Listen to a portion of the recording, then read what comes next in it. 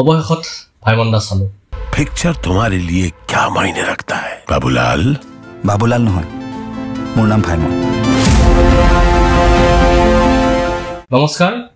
আপোনালোকক পুনৰ স্বাগতম জনাইছো সিনেমেটিক অসমৰ অন্য এটা এপিসোড লৈ মই উদিত আজি আমি যিখন ছবিৰ বিষয়ে আলোচনা কৰিবলৈ ওলাইছো বা যিখন ছবিৰ ৰিভিউ কৰিবলৈ ওলাইছো সেই ছবিখনে বৰ্তমান অসমত তুলপাৰ লগাইছে আৰু সেই ছবিখনৰ নাম হ'ল ভাইমন্দা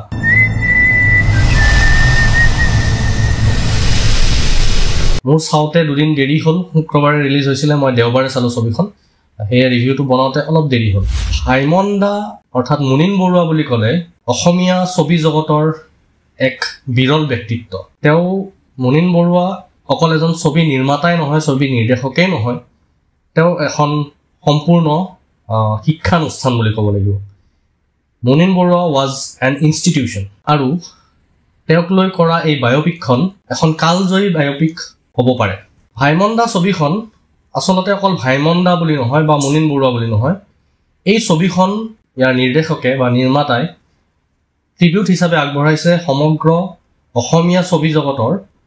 কলা কুশলী সকলো অসমীয়া ছবি জগতৰ মানুহখিনিলৈ ভাইমন্দা ছবিখনে ইতিমধ্যে যথেষ্ট চৰ্চা লাভ কৰিছে সমগ্ৰ অসমতে ছ'চিয়েল মিডিয়া হওক বা টিভি হওক সকলোতে ভাইমন্দাৰ চৰ্চা আমি দেখিবলৈ পাইছোঁ ছবিখন মই চালোঁ ছবিখন আচলতে দুজন মানুহৰ বুলি ক'ব লাগিব ছবিখন যাৰ বিষয়ে তেখেত হ'ল ভাইমন্দা অৰ্থাৎ মুনিন বৰুৱা আৰু ছবিখন যিগৰাকী মানুহে সৃষ্টি কৰিছে বা লিখিছে তেওঁ হ'ল শশাংক সমীৰ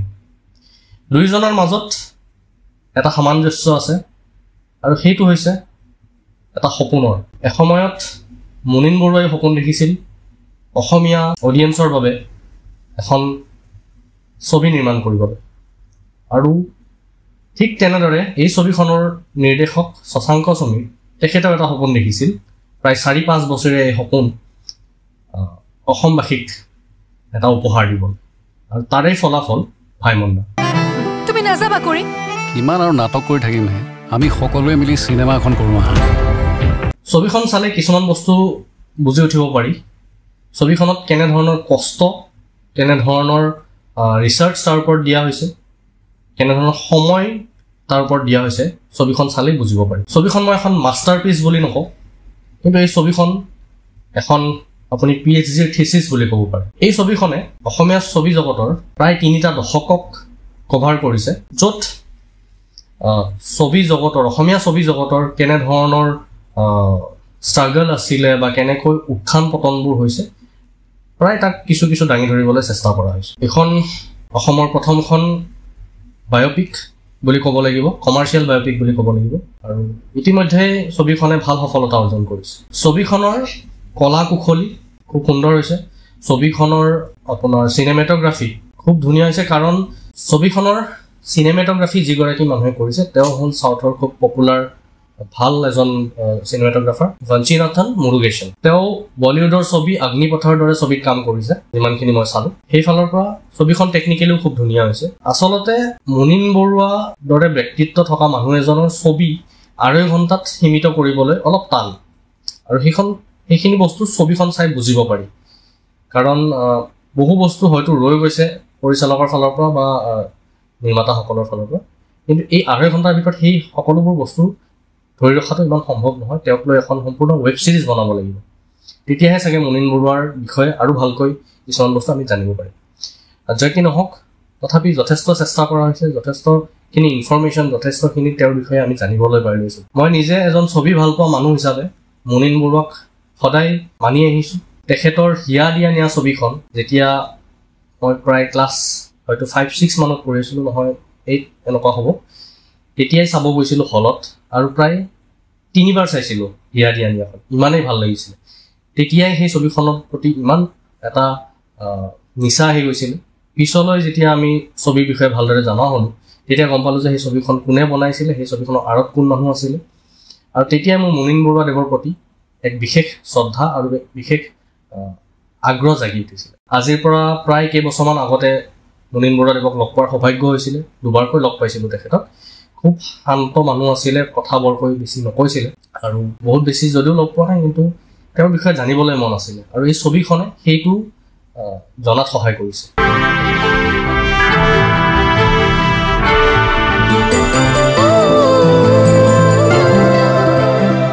ছবিখনত অভিনয় কৰা, মুখ্য চৰিত্ৰত অভিনয় কৰা মানে ভাইমন্দাৰ চৰিত্ৰত অভিনয় কৰা যিগৰাকী তেওঁৰ পিছৰ কালৰ সময়খিনি অভিনয় কৰা বন্দীপ শৰ্মা, তেখেতৰ অভিনয় ইমানেই ভাল হৈছে যে ছবিখনত মই বন্দীপ শৰ্মা বুলি ক'ব নোৱাৰি, তেখেত মুনীন বৰুৱা বুলি ক'ব পাৰি, তেখেতকে যেন দেখি আছোঁ ছবিত আপোনাৰ স্ক্ৰীণত, তেনেকুৱা যেন অনুভৱ হৈছে। ভাইমন্দাৰ চৰিত্ৰত অভিনয় কৰা দুয়োগৰাকী অভিনেতা মানে মই সৰু কালৰ কথা কোৱা নাই, তেওঁৰ বৰ বেছি এটা ৰোল নাই, কিন্তু প্ৰাপ্তবয়স্ক আৰু তাৰ পিছৰ যিটো ষ্টেজৰ দুয়োজন অভিনেতা মানে আপোনাৰ বন্দীপ শৰ্মা আৰু অনুৰাগ বৰা, দুয়োগৰাকীৰে অভিনয় খুব সাৱলীল হৈছে। মুনীন বৰুৱাৰ চৰিত্ৰটো খুব ধুনীয়াকৈ তেওঁলোকে দাঙি ধৰিছে। ছবিখনত উল্লেখনীয় হৈ পৰিছে জুবিন গাৰ্গৰ চৰিত্ৰত অভিনয় কৰা পাৰ্থপ্ৰতিম হাজৰিকা। তেখেতে জুবিন গাৰ্গৰ চৰিত্ৰটো ইমানেই ধুনীয়াকৈ কৰিছে যে সকলোৱে তেওঁৰ নাম এতিয়া ল'বলৈ বাধ্য হৈছে। পাৰ্থপ্ৰতিম হাজৰিকা এজন NSDian হয়, তেখেতৰ এইখন দ্বিতীয় ছবি খুব সম্ভৱ আৰু খুব ধুনীয়া কাম কৰিছে। ছবিখনত প্ৰায় 300-350 মান চৰিত্ৰই আছে আৰু প্ৰতিটো ডিকেডৰ হিচাপত যিখিনি চৰিত্ৰ ছবিখনত নিৰ্মাণ কৰা হৈছে, প্ৰতিগৰাকীৰে সাজ সজ্জাই কওক, প্ৰতিগৰাকীৰে ফেচিয়েল লুকছ কওক, বডি লেংগুৱেজ কওক, সেই সময়ৰ হিচাপত ইমানেই ধুনীয়াকৈ উপস্থাপন কৰা হৈছে, তাৰ বাবে আমি নিৰ্মাতাসকল, নিৰ্দেশক, কষ্টিউমৰ গৰিমা শইকীয়া বাইদেউ সকলোকে ধন্যবাদ দিবই লাগিব। ছবিখনত যিহেতু বহুতো চৰিত্ৰ আছে, বহু কেইজন ভাল ভাল এক্টৰ আৰু যিকেইজনে অভিনয় কৰিছে সকলো কেইজনে এজন এজন অভিজ্ঞ এক্টৰ, এটা সৰু ৰোল হওক ডাঙৰ ৰোল হওক গোটেইখিনিতে ইমানেই ধুনীয়াকৈ অভিনয় কৰিছে যে কাৰো অভিনয় আমি নুই কৰিব নোৱাৰোঁ। হয়তো কাৰোবাৰ ডাইলগ আছে, কাৰোবাৰ ডাইলগ নাই, কিন্তু সকলোৰে চৰিত্ৰকেইটা ইমান ধুনীয়াকৈ উপস্থাপন কৰিছে, সকলোৱে ইমান ধুনীয়াকৈ নিজৰ কামখিনি কৰিছে যে ছবিখন তাৰ বাবে খুব ধুনীয়া হৈ পৰিছে। এতিয়া আহোঁ ছবিখনৰ কিছুমান টেকনিকেল কথালৈ। মোৰ যিখিনি ধাৰণা, ছবিখনৰ প্ৰথম হাফটো অলপ কিছুমান ৰাফ কাট, অলপমান ফাষ্ট হোৱা যেন লাগিলে,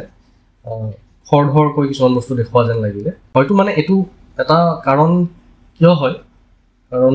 ইমানেই কিছুমান বস্তু দেখাবলগীয়া হৈছে কম সময়ৰ ভিতৰত, হয়তো তাৰ কাৰণে হ'ব। সাধাৰণ মানুহৰ কাৰণে হয়তো 2-1 জেগাত ছবিখন বুজিবলৈ কিছুমান পইণ্টত অলপ টান হ'ব পাৰে। যোনে ধৰক ছবিৰ টেকনিকেলিটিজবিলাক ইমান এটা নাজানে, তেওঁলোকৰ বাবে অলপ টান হ'ব পাৰে। বা এটা চিনত মই লক্ষ্য কৰিছোঁ হলত থাকোঁতেও, তেতিয়া মানুহখিনি অলপমান এটা যেন বুজি পোৱা নাই তেনেকুৱা এটা অনুভৱ হৈছিলে। ছবিখনৰ ফাৰ্ষ্ট হাফতকৈ ছেকেণ্ড হাফটোৱে বেছি অডিয়েঞ্চক এট্ৰেক্ট কৰে, কাৰণ ছেকেণ্ড হাফত এণ্ট্ৰি হয় বিশেষ কিছুমান চৰিত্ৰৰ, যিকেইটা চৰিত্ৰই আচলতে মই এজন 90s ল'ৰা হয়, আমাৰ জেনেৰেশ্যনটোৱে সেই সময়ৰ মানুহখিনিয়ে ৰিলেট কৰিব পৰা হৈ যায় ছেকেণ্ড হাফৰ পৰা। আৰু সেই ছেকেণ্ড হাফৰ পৰা ছবিখন এটা বেলেগ ৰূপ লয়, আপোনালোকে চালে বুজি পাব। সকলোৱে আমাৰ বয়সৰ হওক তাৰ পিছৰখিনি হওক ভালদৰে ৰিলেট কৰিব পাৰে। এটা সৰু বস্তু ছবিখনত মোৰ অলপমান লাগিলে, সেইটো বস্তু তেওঁলোকে ঠিক কৰিলে ভাল লাগিব। সেইটো হ'ল যে ছবিখনত মাজে মাজে চন ষ্টিকাৰ দেখুৱাইছে, মানে ধৰক 1960 হওক বা 1950 এনেকুৱা ধৰণৰ জাষ্ট উদাহৰণ দিছোঁ। সেই সময়ৰ ষ্টেম্পখিনি খুব সোনকালে এটা কাট কৰি দিয়া হৈছে, এডিট হৈছে, সেইটো ধৰক এটা ফ্লেছত গুচি যায়, কিন্তু সেইটো যদি আৰু অলপ সময় থাকিলে হয় হয়তো বেছি স্পষ্ট হ'লে হয়। ছবিখনৰ সংগীত খুব ধুনীয়া হৈছে। ছবিখনৰ গোটেইকেইগৰাকী যিমানখিনি কণ্ঠশিল্পী আছে, বেকগ্ৰাউণ্ড মিউজিক পৰাণ বৰকটকীয়ে যিখিনি কৰিছে, আৰু জুবিন গাৰ্গৰ প্ৰায়ভাগখিনি গানৰ হামিঙেই হওক, সেই বস্তুখিনি যোনে দিছে তেওঁ দেৱা গীতছ, তেখেতে খুব ধুনীয়াকৈ দিছে। জুবিন গাৰ্গৰ যি সেই ভাইবটো আমি তাত শুনিবলৈ পাইছোঁ বা দেখিবলৈ পাইছোঁ। ছবিখনৰ এটা গান ৰূপম ভূঞাই গাইছে, সেই গানটোৱে মোক একচুৱেলি চুই গৈছে, সেই গানটো বিৰাট আপ্লুত কৰিছে। একচুৱেলি সেই গানটো অসমীয়া ছবিৰ জগতৰ বাবে এটা উপহাৰ বুলি ক'ব লাগিব, ইমান ধুনীয়া এটা গান হৈছে। আৰু লাষ্টত ভাইমন্দা ছবিখন আৰম্ভ হয় ভাইমন্দাৰ সৰু কালৰ পৰা, তেওঁ শৈশৱকাল কেনেকৈ পাৰ কৰিলে, তেওঁ ছবি জগতলৈ কেনেকৈ আহিলে, তেওঁ প্ৰথমতে সংগীতৰ এজন মানুহ আছিলে, তাৰপিছত ছবি ফালে কেনেকৈ ধাউতি খালে, ছবি তেওঁৰ কেনেকৈ ভাল লগা হ'ল, ছবি নিৰ্মাণৰ সেই কাৰ্যটো কেনেকৈ ভাল লগা হ'ল, প্ৰথম আৰম্ভণিতে তেনেকুৱা বস্তুবোৰ দেখুওৱা হয় আমাৰ দৰে ছবি ভাল পোৱা মানুহৰ কাৰণে এটা ইনস্পিৰেশ্যন এই ছবিখনত অভিনয় কৰা প্ৰতিজন অভিনেতাই খুব সুন্দৰকৈ নিজৰ চৰিত্ৰসমূহ কৰিছে ভাইমন্দাৰ পত্নীৰ চৰিত্ৰত অভিনয় কৰা যশস্বী ভূঞা তেখেতেও খুব ধুনীয়া অভিনয় কৰিছে নতুন অভিনেত্ৰী হিচাপে ভালেই কাম কৰিছে তেওঁ আৰু মঞ্জুলা বৰুৱা বাইদেউৰ লগত তেওঁৰ সাদৃশ্য আছে আৰু ছবিখনত সেইটো বুজা গৈছে ছবিখনৰ কাষ্টিংবিলাক ভাল হৈছে মানে ধৰক মানুহৰ যিকেইটা কেৰেক্টাৰ লৈছে প্ৰায়খিনি মিলিছে মানে সেইটো ক'ব পাৰি ছবিখনত সকলোখিনি ভাল হৈছে এটা বস্তু মই মিছ কৰিলোঁ যদি গান বা হামিংখিনি জুবিন গাৰ্গৰ নিজৰ হ'ল হয় চাগে তেতিয়া অলপ বেছি ভাল লাগিলে হয় মোৰ এটা অনুভৱ আৰু ছবিখনত মুনীন বৰুৱাৰ শেষৰ ফালৰ জীৱনটো বেছি দেখুওৱা নহ'লে হয়তো সময়ৰ অভাৱ অথবা এটা হেপী নোটত ছবিখন শেষ কৰা হ'ল হয়তো ছেড এণ্ডিঙৰ ফালে লৈ যোৱা নগ'ল কিন্তু সেই বিষয়ে অলপ জানিব পাৰিলোহেঁতেন তেওঁৰ শেষৰ ফালে কেনেকুৱা কি পৰিস্থিতি হৈছিলে বা আমি তেওঁক কেনেকৈ হেৰুৱালোঁ এই বস্তুটো ছবিখনত নাহিলে যদিও যিখিনি শেষৰ ফালে যেনেকৈ এণ্ডিংটো কৰা হ'ল হেপী এণ্ডিঙত ৰখা হ'ল ভালেই লাগিলে ছবিটো আৰু লাষ্টত এটা চিন যোনটো চিনে সকলোকে হয়তো আৱেগিক কৰিব যিসকলে মুনীন বৰুৱাৰ বিষয়ে জানে যিসকলে মুনীন বৰুৱাক মানে বা যিসকলে মুনীন বৰুৱাৰ বা ভাইমন্দাৰ ছবি বুলি ক'লে যিসকলে হললৈ দৌৰি গৈছিলে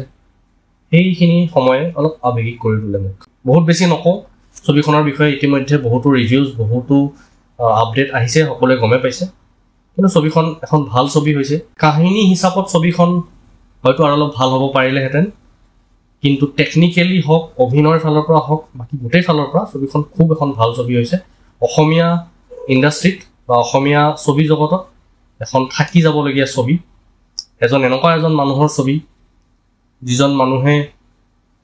অসমৰ চিনেমাত এসময়ত তোলপাৰ লগাই দিছিলে ভাইমন্দা আৰু সকলোৱে এই ছবিখন উপভোগ কৰিব লাগে এনজয় কৰিব লাগে আৰু এই ছবিখনক কোনো ধৰণৰ ৰেটিং মই আজি নিদিওঁ আপোনালোকে চাই নিজেই গম পাব কেনেকুৱা হৈছে ছবিখন খুব ধুনীয়া এখন ছবি সকলোৱে চাওক আৰু অসমীয়া ছবিক উপভোগ কৰক যদি আমাৰ এই ভিডিঅ'টো চাই ভাল পালে তেনেহ'লে লাইক কৰি দিব শ্বেয়াৰ কৰি দিব আপোনালোকৰ বহুমূলীয়া কমেণ্টবোৰ দিব আৰু যদি আপোনালোকে চেনেলটোত নতুনকৈ আহিছে তেনেহ'লে চেনেলটো ছাবস্ক্ৰাইব কৰি দিব